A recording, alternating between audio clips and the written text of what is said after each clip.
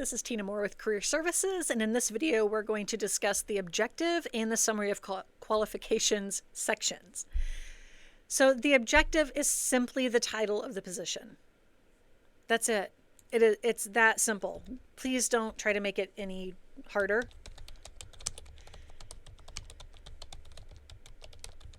So customer service representative, or civil engineering technician, or marketing intern. Whatever the position title is, that's what you put in the objective. Okay. The only thing fancier that I could recommend would be if you added the name of the company that you're applying to. That's it. Don't do anything more than that. The objective is simply there to let the employer know that your employment documents are in the right place. And it shows that you're serious about the position because you took the time to at least tailor it that much. Okay? It's that simple. Let it be that simple. There are a lot of places online that will encourage you to not use an objective. They say it's outdated, yada, yada.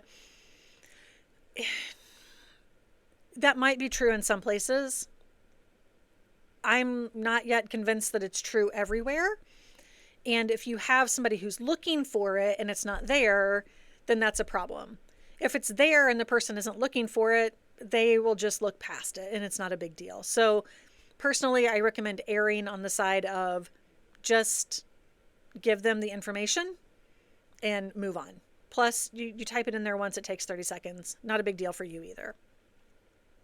Now, the summary of qualifications section is a bigger deal.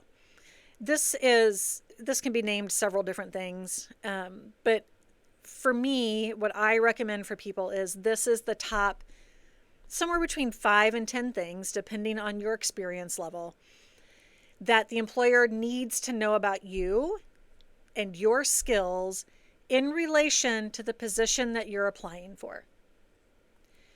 So this is really individual, and it's really something that you have to think through. It shows up at the top because as English readers and writers, we read top down, left to right. So we want all of that most important information, like your contact information, at the very top.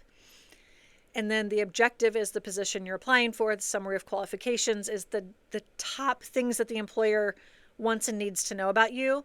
So we're giving them all of the most important information first. So it shows up at the top, but you might not write it till towards the end of your resume, or you might write it in pieces as you're working through the rest of your resume. Either way, this is where it goes. This is the stuff that's most important, most relevant about your experiences in relation to the position you're applying for. So how do you know what's most relevant? Get online and look. I cannot stress that enough. Even if you think you know, go online, Google job title, job description, whatever job title you're looking at, and job description at the end. Find 5 or 6 really good examples and see what are the most common themes and skills that you're seeing listed on those websites. Indeed has a ton of really good information out there that's been very helpful over the years. So look there, look on these other websites, look at the National Association for whatever, and see what they're telling you so that you can identify the most important things that an employer is looking for. Do not assume that an employer knows you have skills based on you graduating with a degree. That is not how this works. So if you have the skills, even if it's because you have a degree, then you need to say that you have the skill. So really think through, do the research, figure out what's most important. Do I have those skills? If yes, I'm going to make sure that they show up on my resume, and the most important ones are going to show up at the top in the summary of qualifications. There will be another video on how to actually get into writing bullet points. A couple of things that I want to say right now. Bullet points start with action verbs. Verbs are skills. Communicate, analyze, document, track, maintain, build. The list goes on and on. You can find a list of them on the Career Services Canvas resource page or resource room. You can also find them in our success guide that you may have gotten in class, or you can just stop by the office and pick one up.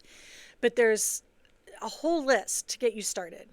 You start with the skill, the verb, and then you build out from there. So bullet points are just sentences without the I at the beginning. So communicate effectively with diverse groups. If that's something that's important, that would be really important for a customer service representative, then that is something that you would want to include on your resume. If it's particularly important, like a customer service rep, then it is a bullet point that you might want to put in your summary of qualifications.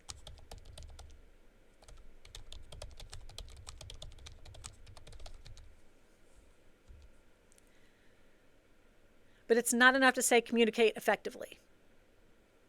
With who? About what? Why? To what end? You need to answer those kinds of questions in your bullet points so that the reader gets a full understanding of what your skills are. So take the time to work through those. And again, there will be another video specifically on how to build bullet points. Strongly recommend that you watch that also as you're working through your documents. And understand right now that bullet points typically take a revision or two to get it to where you really are effectively demonstrating the skills that you have.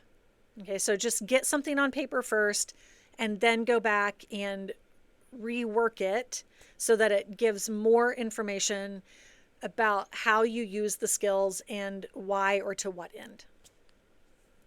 That's the objective and summary of qualifications portions of the resume. And again, if you have questions, don't hesitate to reach out and let us know. Thank you.